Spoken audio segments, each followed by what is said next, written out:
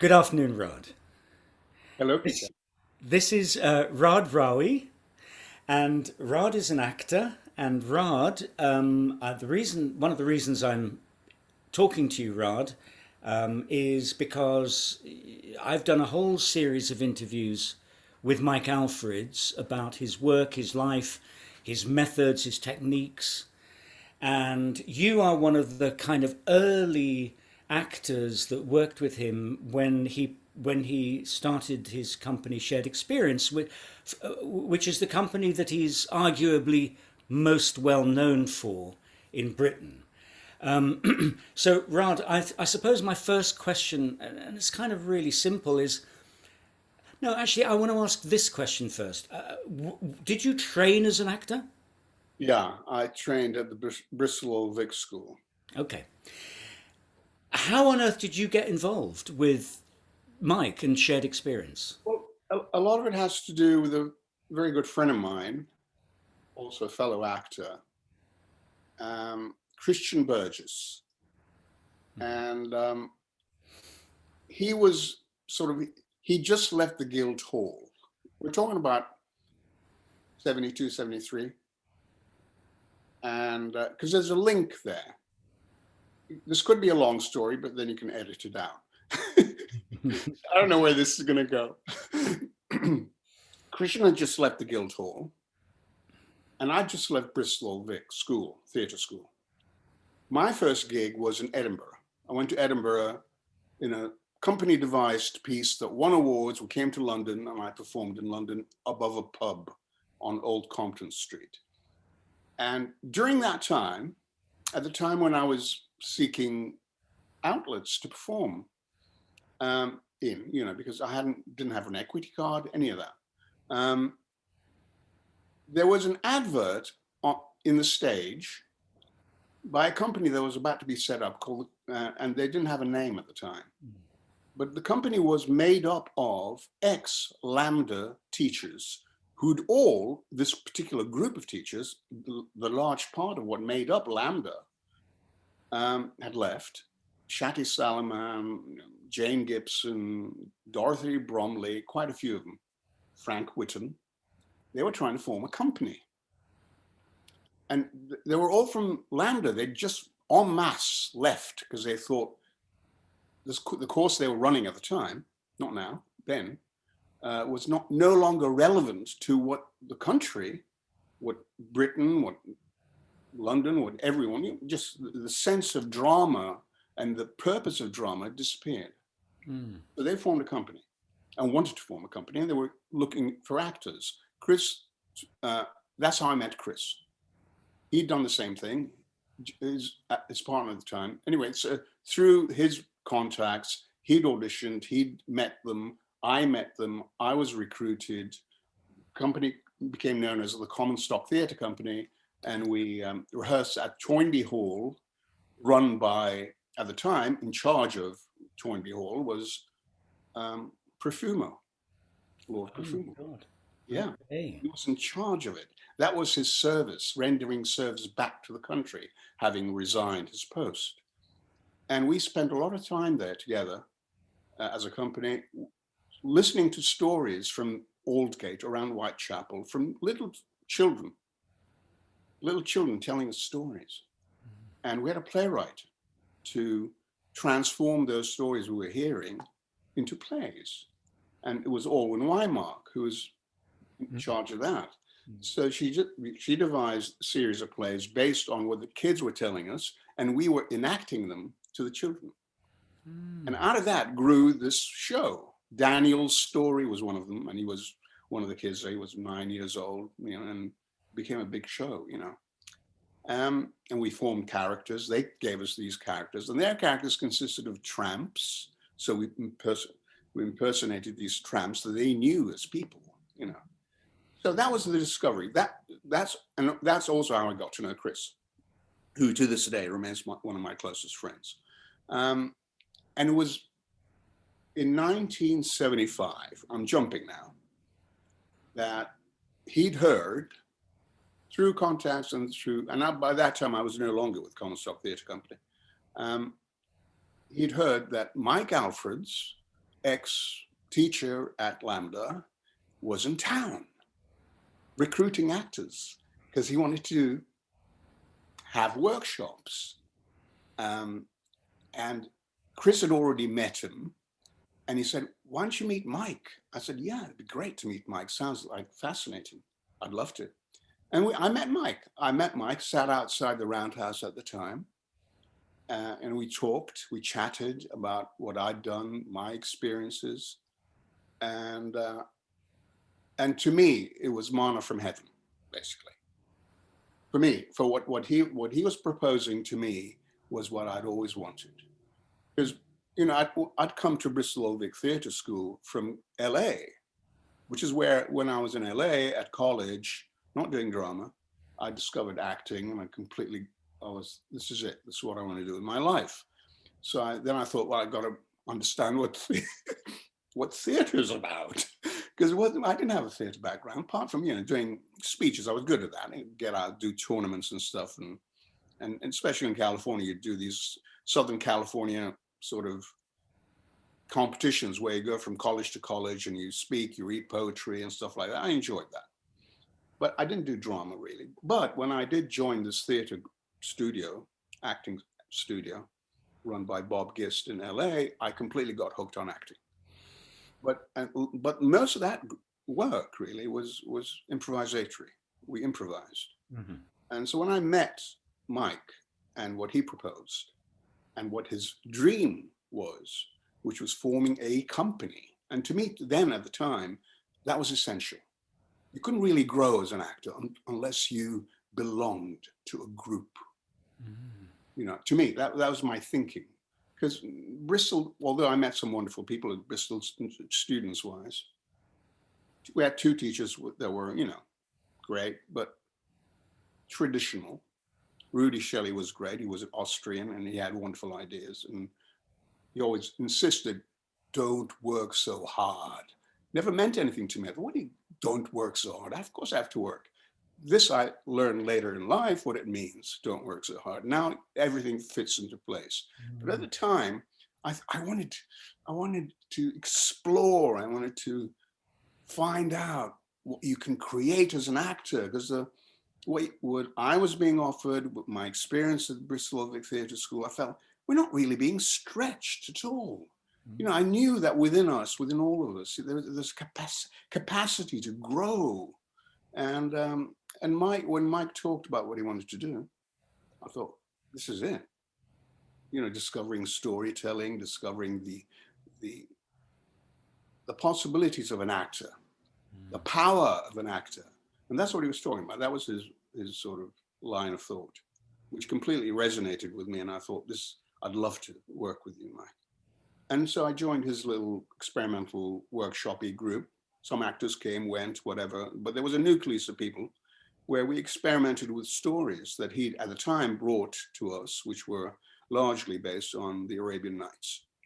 So little snippets of storytelling and how to make them into theatrical pieces, how to tell a story and change yourself and become different things, different people, different pieces of furniture, it's all, but all being so malleable and being in touch with yourself, with your fellow actors, the responsibility, the responsibility completely sheds away. You feel very free. The kind of platform he gave you at the time, you thought, well, I can do anything. And as long as I'm responsive to an actor in front of me, I'll take what you give me and I'll give back something else. And what I give back, you will do something else with. And so endless. And that's how it all started. That's how I met Mike. That's how we started to workshop together. And I was completely committed to go wherever I completely trusted Mike. Mm-hmm. Yeah. I mean, I think that was pretty essential for it to succeed. And certainly later, when the company became formal, when the name was found for it, and then or decided on it, and it became a touring company. What was essential is that we all trusted the work. And if you questioned the work, or the validity of the work, it wouldn't work. You wouldn't be able to work with your fellow actor if your thought of what you had to do differed, or if you didn't believe in the particular approach. We all had to accept it. We all had to say, yes, this is the way forward. We're going to do something no one else, and that is the truth, no one else in Britain was doing. That's a very big claim there, Rod. Yeah. So expand on that claim, because you're saying, and let me just add something, that it's interesting that Pam Ferris has said something that this idea of trust. She said that she talked about the trust that you needed with this kind of work, but she also talked about the way in which you celebrated each other's kind of discoveries, as it were, in rehearsal, and as the piece evolved when you started performing it. So there was that generosity of spirit, maybe, between you as actors. Yeah. I don't think it occurred to us that we were being generous with each other. What we were, a lot of the time, you could say we went through certain anxieties, thinking, I'm inadequate, or I can't tap into the truth, or my imagination is failing me. Those are the kind of things that you were worried about. Not in a negative way, but in a way of sort of saying, I've got to allow things to happen to me. So that's basically, that was the challenge, is to free your inhibitions, free your hang-ups, but it never got psychological in the sense that you had to sort of examine yourself, your own problems. It wasn't on that level. I never got that personal even. I mean, even that we ended up spending a lot of time together as actors touring. We never really got personal with each other in terms of discovering what our history, psychological history was, which is very much what you get in America, which you didn't get with Mike. You could be private about your own personal life. You didn't have to share that, but you certainly did share your imagination. And so you had to be free enough to allow your imagination take you wherever, and not to censor it, not to fear it, not to fear, oh, I want to go into that area. Shouldn't I? No. Just go with it. Certainly, I'm talking about the exercises, just actors' exercises, getting around in a circle, doing things, just displaying stuff, or, going to a particular realm, allowing yourself to go there, feeling free to go there. And that's the platform he offered. This is one of the paradoxes that one needs to kind of constantly remind people about with Mike, was that the freedom that you talk about could be misinterpreted so easily as a kind of, anarchy. Whereas actually the disciplines that the way in which Mike worked was so focused and disciplined, and you came to your piece of work with so much knowledge and so much kind of depth of understanding of what you were doing, that allowed you to be free, presumably. That it wasn't a self-indulgence of kind of, no, gosh, that would have been tolerated at all. No, it was not self-indulgent. You had a very, very specific purpose with each exercise. You had to search for something. You had to aim for something. You always had a target of where you were heading. But you didn't know how you're going to get there. You had to not pre-plan. You had to leave it spontaneous. Spontaneity was essential. Because if you lost that, then, well, it's not interesting. What's interesting is discovery. And that was it. So Raad, I'm just to go back onto chronology. The first piece that you did, from what I understand, is the second incarnation of Arabian Nights. Yeah. Well, the first, when I was talking earlier about meeting Mike and doing workshops, that was the workshop was designed in order to create the very first Arabian Night. Right. And out of that group of 6, 7, 8, 9 people, he created that nucleus of the initial one that went to the Crucible that Peter James invited. I wasn't part of that, but I was part of the workshop. I see. I couldn't go. I had other commitments. I couldn't leave. I had to finish what I was doing at the time. So they went to that first Arabian Night was performed at the Crucible, but that the workshop that led to that, I was part of. I see.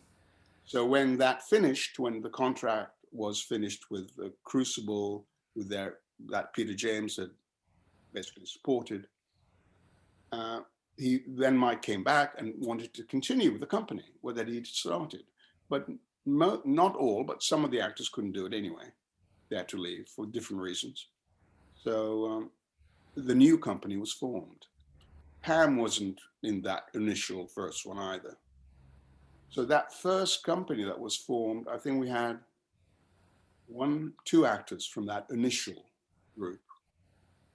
And then the rest of the actors were new. And you and Pam were new for that company that you're talking about. The first company that was formed solidly with the intention to become a permanent company, which is what Mike wanted, a permanent company, a troupe of actors.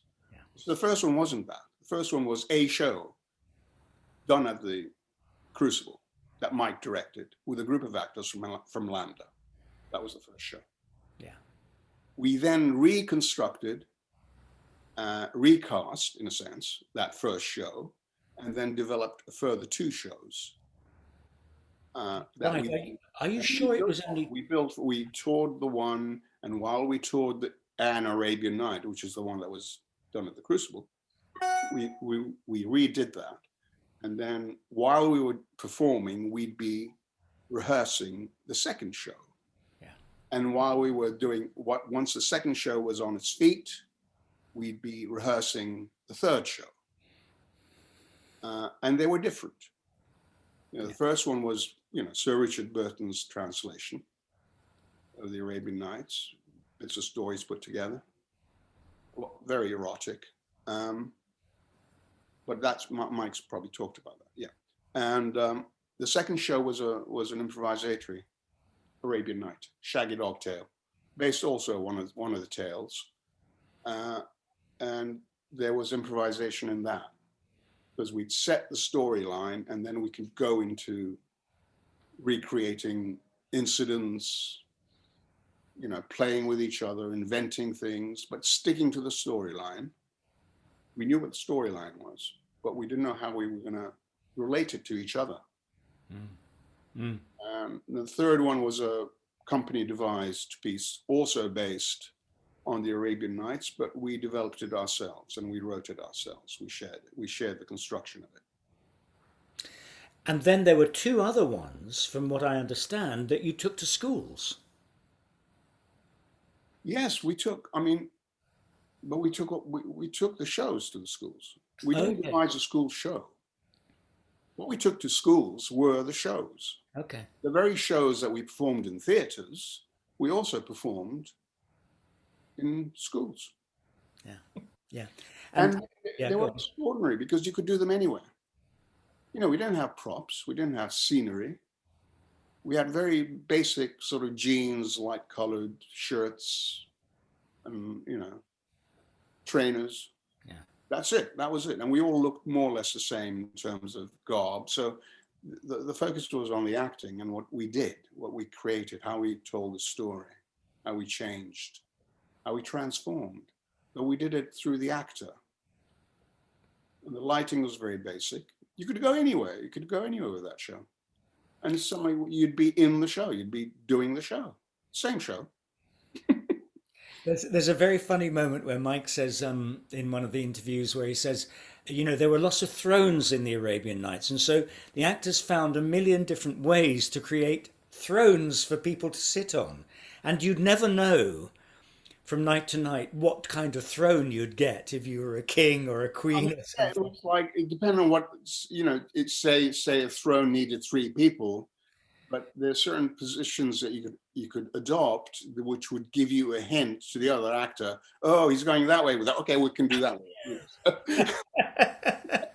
You had to sort of, yeah, you had to adapt. You had to adapt your body to fit the other and to somehow create this sculpt, this shape Yeah, together. yeah, But you were very dependent on each other. yeah. You could not go solo. You were listening, you were aware all the You time had of to be these other things. totally aware of everything.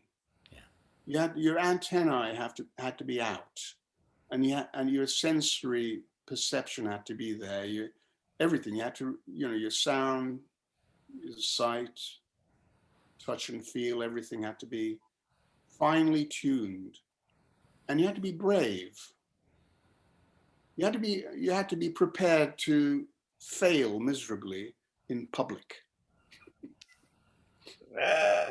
Yeah, ego had to completely disappear. Because if for a second you thought about yourself, you'd lose it. Because you'd stop listening, you'd stop seeing, you'd stop changing, you'd stop reacting, you'd stop receiving, and the whole thing would fall apart. Certainly you'd fall apart because you'd be left all alone with no one to relate to. You'd be in your own. No, no, no. You had to be completely on each other, with each other. And I suppose the nearest comparison is in doing a musical concert. You're completely dependent on the other musicians. You're all working together. A symphony is dependent on the other people playing their part. And that's the clearest analogy I could find. But also with a hint of jazz to it. It had to have jazz. You have to improvise. You yeah, have to invent. yeah. And Yes, because at yeah, that level of invention. yeah. Yes, and I mean that's true of all of his work. I mean, you couldn't come in and dial in your performance, No, and it would work. that The was purpose would disappear. yeah, Because that's not the purpose of it. The purpose is we know the shape of it. We know the story. We know the story always. You know the story that you have to tell. But it's a new audience, and you're telling it now. You're not telling it yesterday, and whatever comes into your head in order to tell that same story. Now, you're being faithful to the story, but it doesn't mean you restrict your imagination. Physically, vocally. You know. Rod. You for a reason that you're going to tell me, you missed a whole year of a vast Charles Dickens novel, I did. Bleak House. Yeah. Was that because you thought I can't face the amount of work that's going to be involved, or No, what was it? I'm trying to think. Was towards the end of 1977. So I'd done 2 years with Mike, and he did, and again, he was reforming the company, and some actors were leaving, and it was at a time when I thought, well, I need to refresh, I need to rethink, I need to rediscover whatever I am. That's when I took that time off, when they did Bleak House. And some new actors, some of the actors of the original company that he first formed with the Lambda students came and joined him for that, for Bleak House, that they hadn't been on that journey of 2 years that we've been doing Arabian Nights. So Pam, I think, yeah, Pam was with Bleak House. She did that. yeah? And John Dix, who joined for Bleak House. I think it was John Dix. Yeah. Anyway. And then you came back, and that's when I first encountered you. I saw you at the ICA with Pam and everybody doing science fictions, and as I've said ad nauseam, this was the funniest piece of theatre I'd ever seen, ever. But what was so wonderful was that I met you then up in Sheffield. I was doing a show there, and you were then by then doing Cymbeline. And I remember talking to you about science fiction and saying, raving about how much I enjoyed it. And you said, yeah, well, you obviously came to one of the good nights because there were nights when it really didn't work. It didn't. I mean, that was a great journey, science fictions. It was us, the actors, initially trying to find a story to tell. So we didn't have anything specific to bring to that show initially, because we didn't know where it was going to go. We knew it was going to be science fictions, and Mike, being who Mike is, he's so well read. So we had, tons of books to go and sort through, all these great science fiction writers, and you have to read this, you have to read that, you have to read every science fiction book ever published.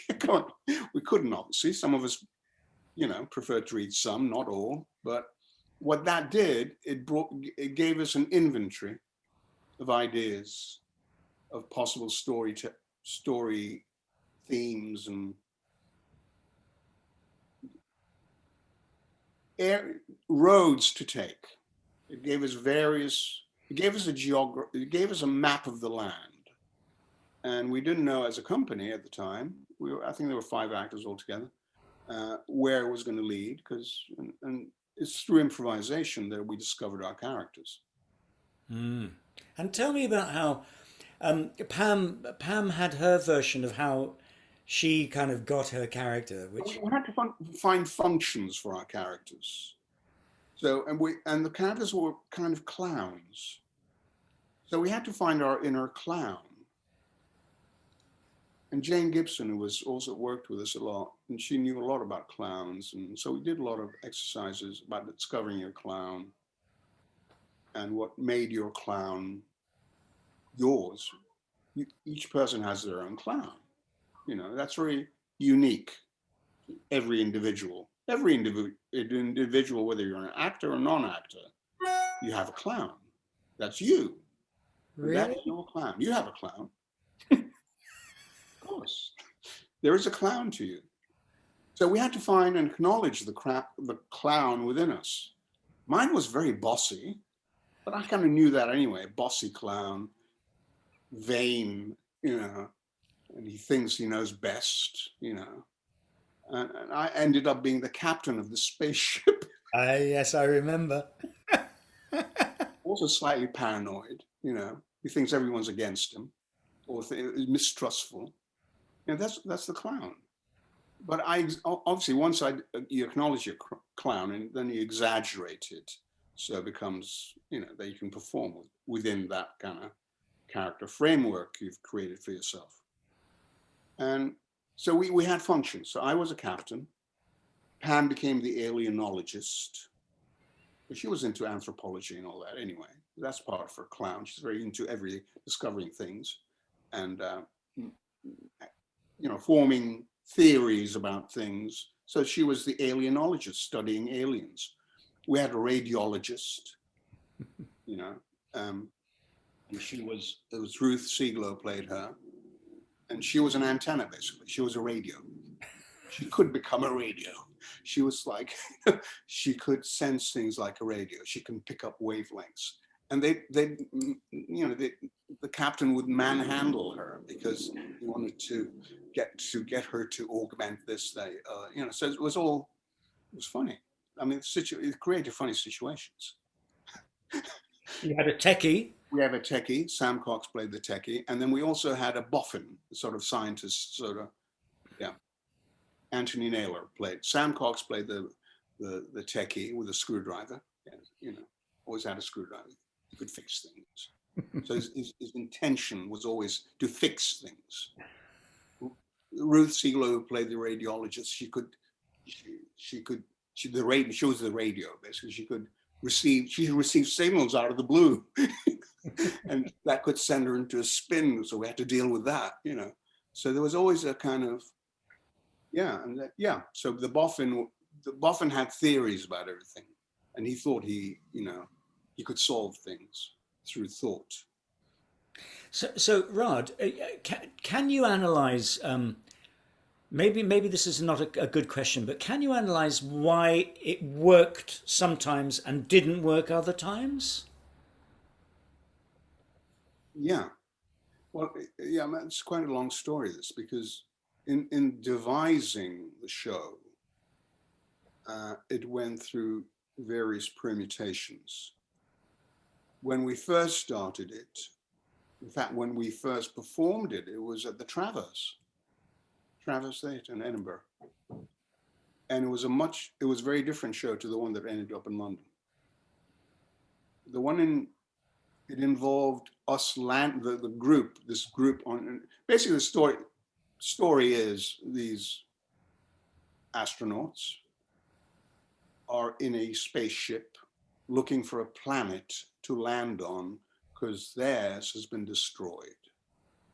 So they're wandering around space looking for a planet. That's the basic of the story. That's all we know to start with.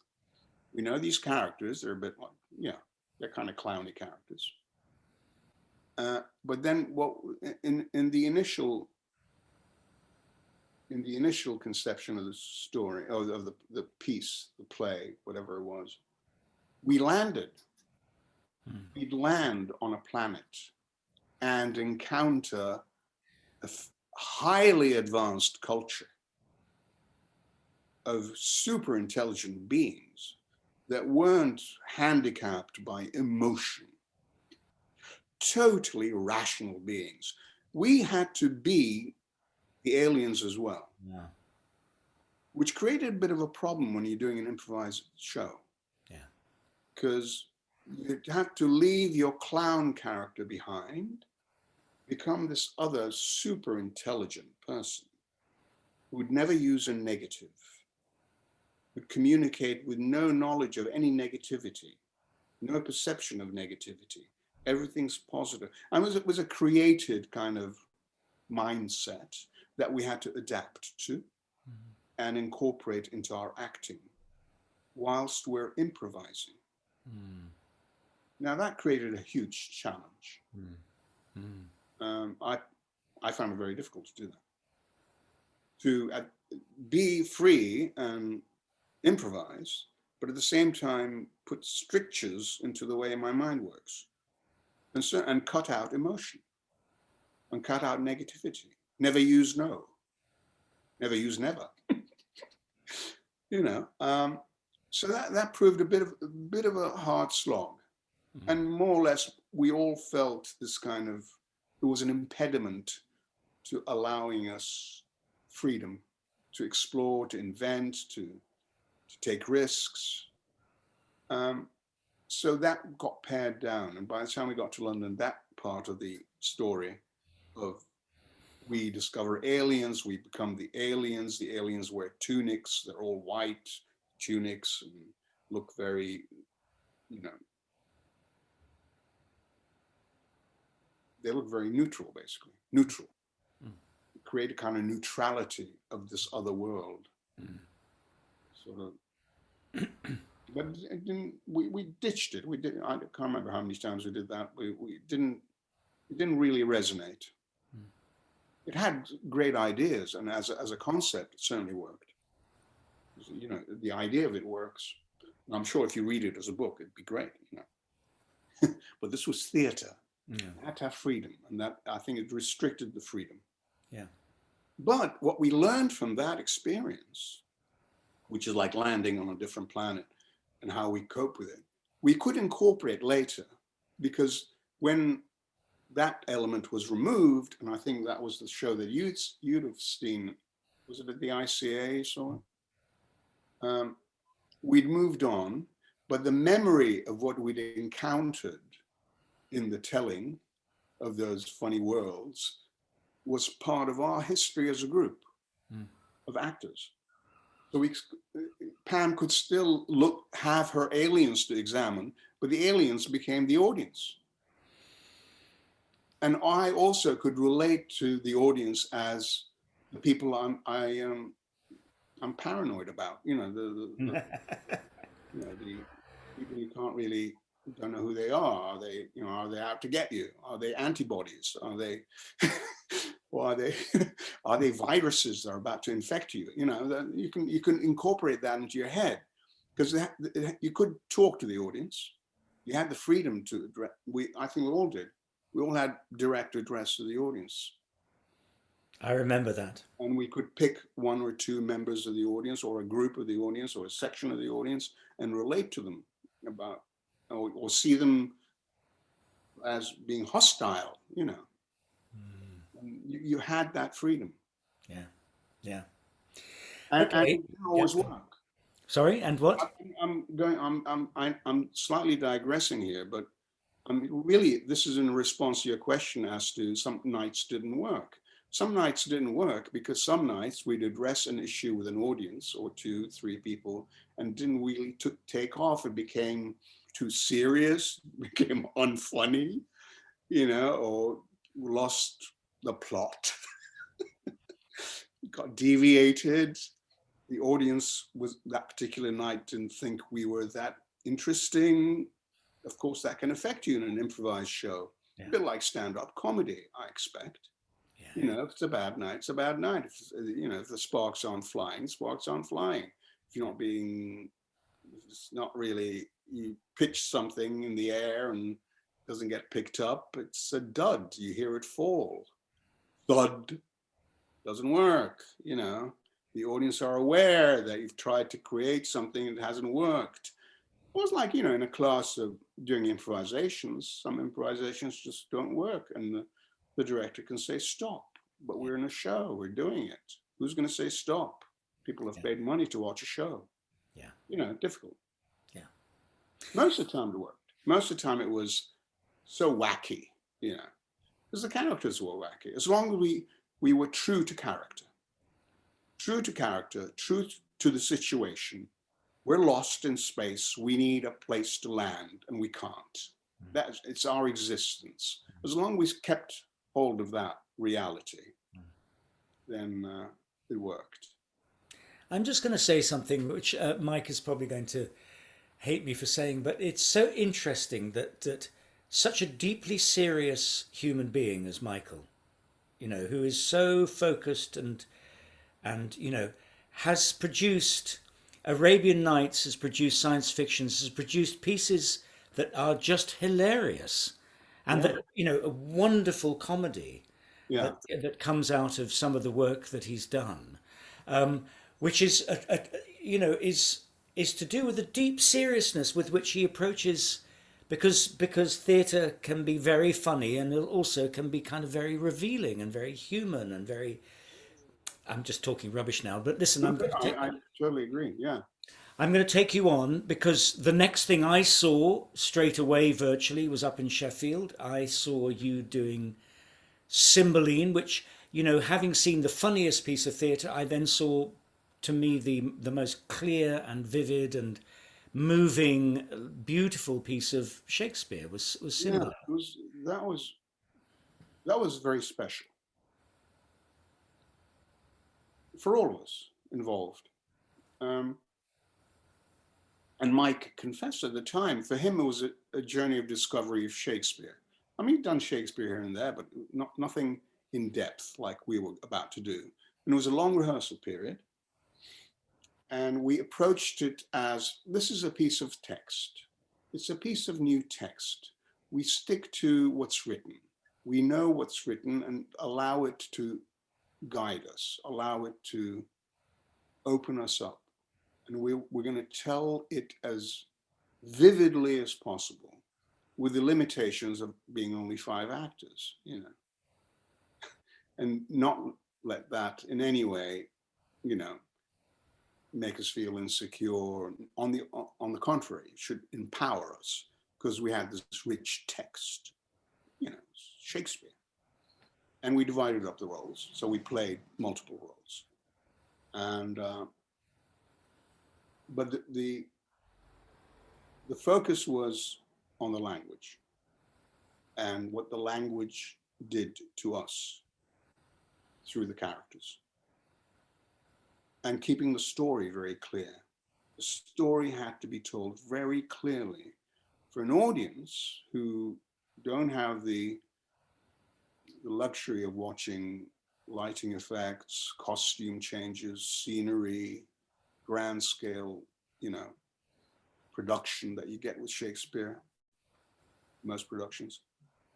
They only have the actors in tunics. That's it. Nothing else. Nothing. Zero.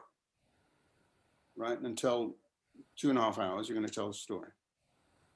And that's all. And using, when you open any Shakespeare play, you open collected works of Shakespeare, there's always so-and-so enters, so-and-so exits, so-and-so, we'd say that.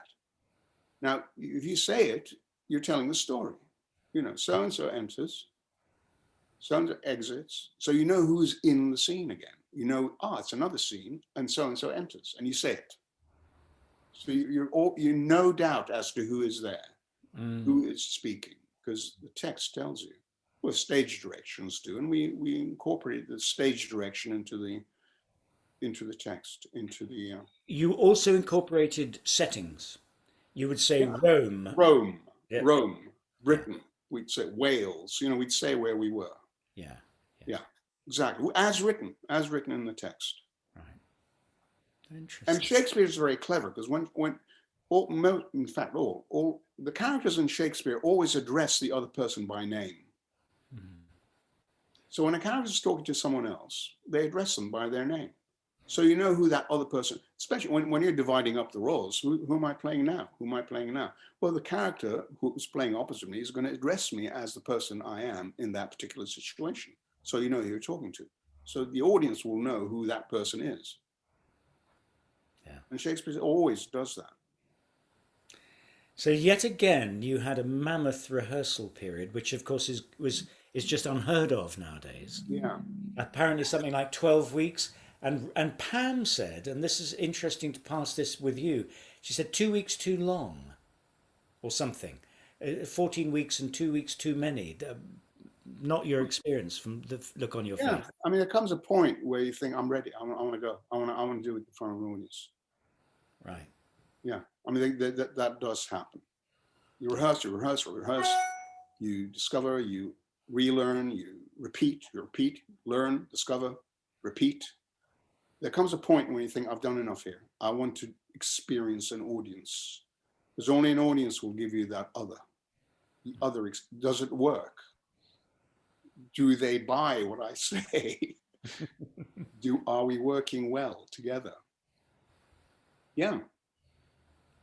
But we did, the thing is, Mike really drilled you. And you as an actor were prepared to go through the drilling. And it got a bit much at times, but you knew that in the end, what it gave you once we'd gone through this process was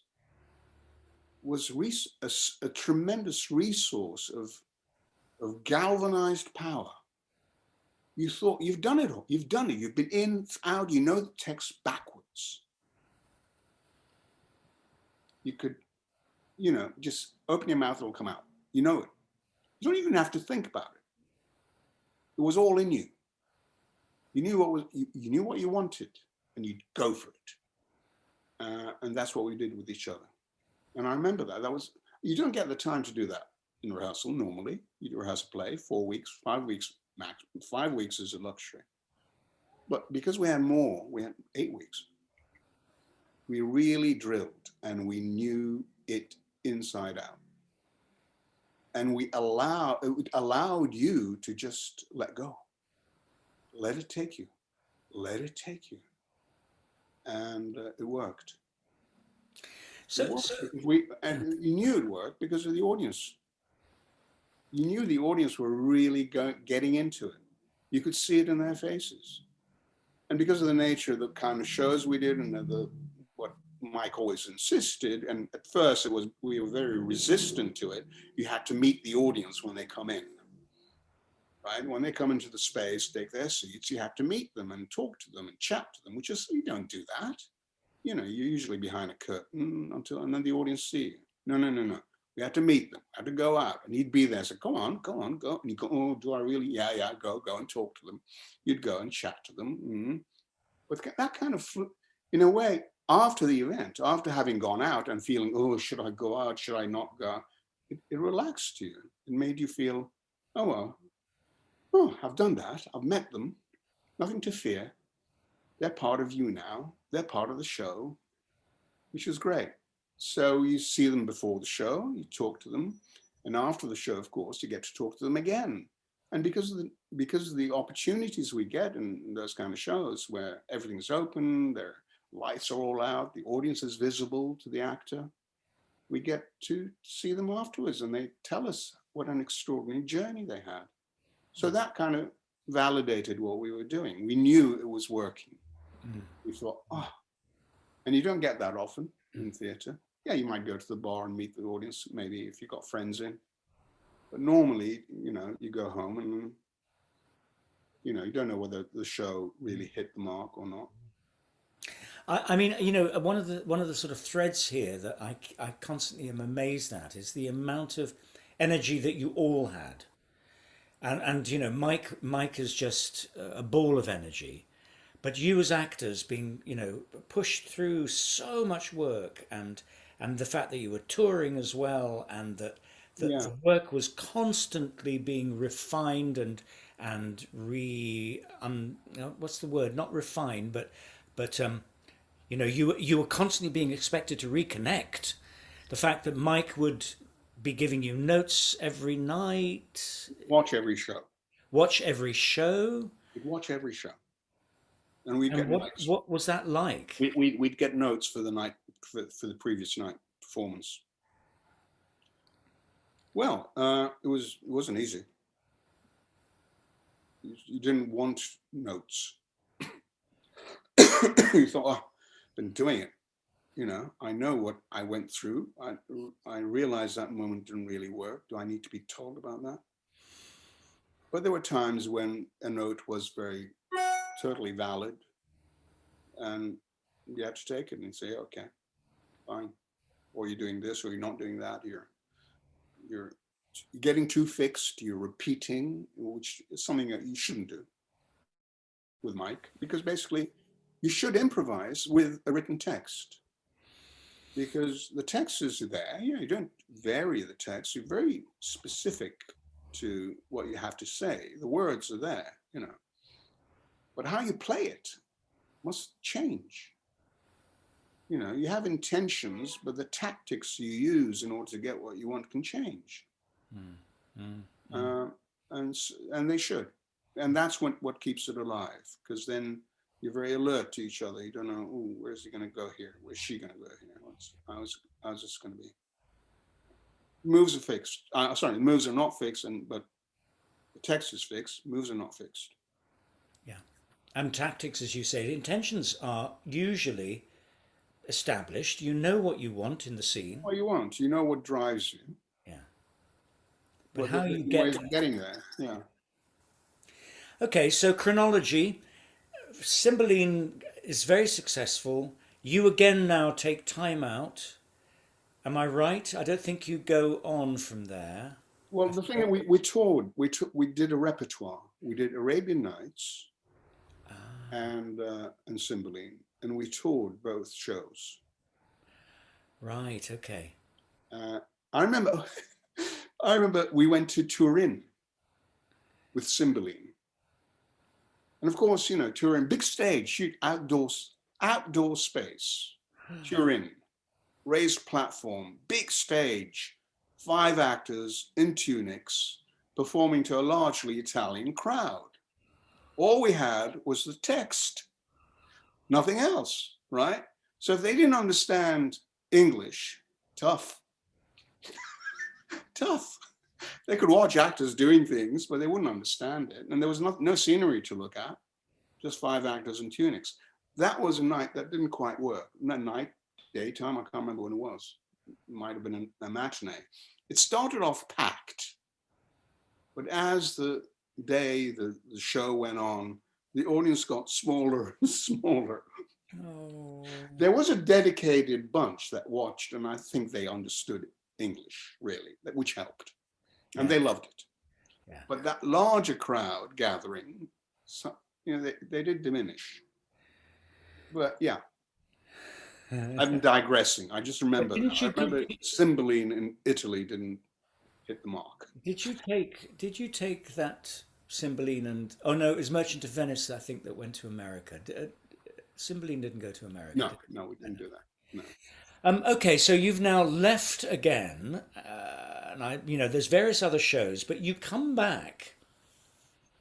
I don't know how much later, Rod. I What come was? back for Method and Madness Yeah, and with what was Mike. the show? The thing is, we did do one other show with Mike. I did another show with Mike, and Pam was in it as well. We did Cherry Orchard for the Oxford Playhouse, Of course, that's right. Yeah, which we then brought to the Roundhouse.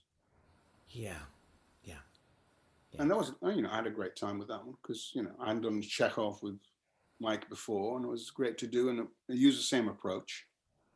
And we toured that around Britain. Uh-huh. Okay. And we, in his own way, we didn't set much, we didn't block it, and things happened. Yeah, Things happen, accidents happen, and they're funny. And Chekhov, yeah. and Cherry Orchard is a comedy, really. And things happen. So okay, so that's interesting because I thought after he did Merchant of Venice and then he did the Seagull. He did do the Seagull. That was shared experience. That was shared experience, and The then Oxford Playhouse Cherry Orchard was different. It's when he took a time to do, he worked shit. He did another show for Oxford Playhouse, I not a see. shared experience. Yeah, yeah. There was, oh yes, but I might be jumping here because wasn't there a Winter's Tale that you? That's when Mike had formed Method and Madness, Uh-huh. and I did Winter's Tale for him. Yeah. And was that the last stuff you did? So after Cherry Orchard, was there anything in between that and Winter's Tale, or were you virtually finished by then? I don't mean finished as an actor. No, I'm trying to remember. 97, I think it was, when he asked me to do Leontes in Winter's Tale. And you coped with that. Well, yeah, it was very sudden. I think for some reason one of the actors couldn't do it or had to withdraw, and I had a week to get into it. So I had a week to get into learning Leontes and going on. Oh my God. And the company were amazing. And Mike said, "Listen, don't worry, because we all know it. You all know the show. I know you only have a week to go, but we'll be there for you. So whenever you come into rehearsal, we're going to run it, and it's all you. You're going to be the, we'll all work and make sure everything's working for you." And it was great. Yeah. So initially, it wasn't as daunting as I thought it would be.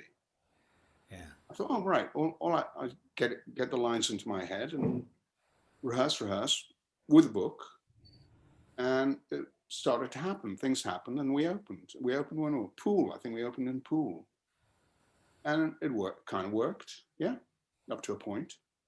And it was all only later in the tour, because it was a tour, part of a tour, and we ended up at the Lyric Hammersmith. But the tour, like fourth, fifth, sixth week into the tour, I realized, oh my God, I haven't had those weeks of rehearsal. Because I was basically existing on most of the company, if not all the company, done the drilling, had done the exploratory work, so the framework was already there. I just fitted in. And Leontes kind of loses it anyway, so it kind of worked up to a point. But then after the sixth, seventh week of performance, I realized certain crucial steps that are essential in the development of your body armor, your inner workings. I hadn't gone through that. I'd gone into fast forward, get it all in, largely dependent on adrenaline rushing through your veins and the high you're getting. I'm on stage, I have to create, I have to improvise. So you relied on your improvisatory skills to get through the show. And at first it was was good. It was buzzy. But then I realized I've lost it. And I did. Yeah. And so how did that manifest itself? You lost it. You mean you lost your confidence in what you were doing? I lost, yeah, I mean, that's one way of putting it. Yeah, I lost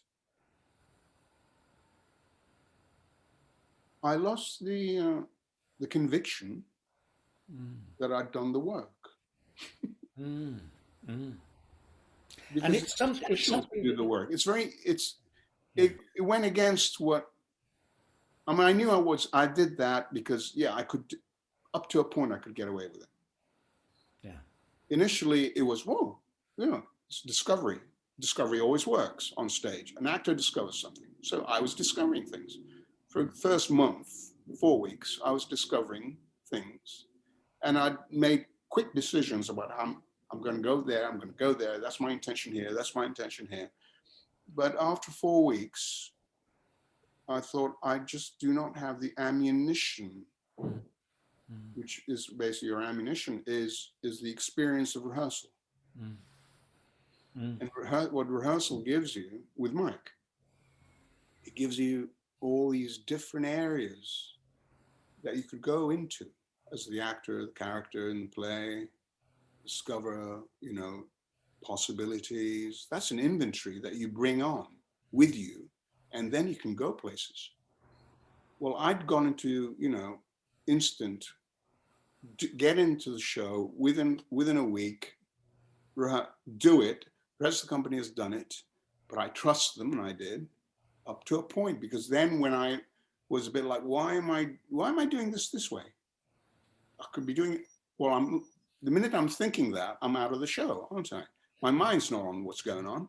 I'm thinking, why am I doing it this way? So like I'd gone into a kind of routine, and the routine I'd sort of established for myself in order to survive. Yeah. Yeah. So in a way, I suppose, the realization was I was in a different show Wow. to the rest of the company, Gosh. you know? I remember, I mean, you know, I'd have these talks with Mike, and Mike said, well, "You're doing that. You're shouting too much. You're doing that." I thought, yeah. Well, yeah, okay, Mike, okay, because it was the enormity of what that responsibility was dawning on me, Mm. and there was no way out really, other than going back to basics. But Rod, was there a way out, or did it end with that? I mean, you know, that must have been really tricky for you as an actor to lose the conviction of what you're Yeah, doing. I think what it did do, it tensed me up. I became tense. Mm. Mm. I mean, you can kind of get away with it being Leontes. He's insecure, you know, but and he's certainly tense. But the actor can't be tense. The No. actor has to be relaxed, because that's when things happen. Yeah. So by the time we got to the Lyric Hammersmith, the show worked. But looking back now, I don't think I worked. Mm. Mm. Not the way I would want it to work. Mm. Yeah. Mm. And is that? I mean, this is a kind of slightly tangential, but is that your only experience as an actor where you're kind of going, this is really not where I want to be in terms of a big show? I mean, forget television and film, but Mm. in terms of theatre, have you ever experienced anything like that before or since? You get hints of that, of course, in any play, but then that tends to happen in rehearsal. You think, I'm not ready here. And then you, hopefully, given the kind of company or the director you're working with, get over that and you find a way to make it work. But the reason I'm bringing it up now is with this particular show is because I'm talking about the way Mike works and what Mike depends on, and what Mike, that kind of, the reason Mike works the way he does work is because what he demands of you as an actor is a complete willingness to go places. Mm. and that has to be shared with the entire company. Mm. Yeah. Yeah. So the entire company experiences that together. Yeah. So when you're in a show that Mike has directed, the entire company has gone through the same experience. Yeah. Now, I'd gone through an experience with shared experience, but I had not gone through that experience with that specific company that the entire company had gone through for 6, 7 weeks. I hadn't done that. Yeah. And that is essential. Yeah. You can't get away with it. Yeah. You know, I mean, I suppose in my way, I was doing my stand-up in a show that's already been set up. Yeah. And after a while, it gets stale. Yeah. Yeah. You know, I become a solo Yeah. and not liking it No. because I want to be part of the show, Yeah. part of the company. And of course I am. And I'm not taking anything away from the group. The group were great, you know, just saying the experience I felt wasn't the ideal experience for me of discovery, because I hadn't had that. You knew what it was like to I have knew what that it was love like. I experience. knew how to go for it. I knew how to be brave. I knew how to jump, you know, from a high tower and know that the company would hold me, would catch me. And that was there. But the ins and outs of things, the differentiation, finding different textures, which is all part of the work that Mike does. That I hadn't had the opportunity to examine those areas with the character. Yeah. Yeah. Yeah. I could rely on past experiences, but specifically with that company, with that character, with that story of the Winter's Tale. Yeah. But yeah, it was. Do I have regrets? No, because some of the shows were great. You know, so the audiences loved it, and some nights worked and some nights didn't. Yeah. Yeah. Yeah. But that it's essential to be relaxed. I mean, but that you know, since I haven't worked with Mike for a long time now, but what's always remained with me is you have to,